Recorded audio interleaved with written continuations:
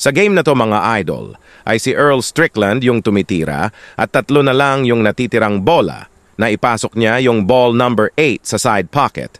Pero hindi maayos yung pwesto ng bola mano sa next target ball na ball number 9 at nagdepensa lang ito para hindi makatirang maayos ang ating idol na si Efren Batareyes at napaka-long distance pa ng pwesto ng bola mano sa ball number 9. Pero may discarded yan ang ating idol, tinuro nito kung saang butas papasukin yung ball number 9 sa pamamagitan ng bank into the corner.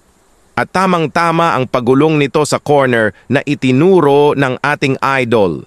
At nagpalakpakan ang mga tao dahil pumasok ang bola. O diba, ang lupit talaga ng idol natin.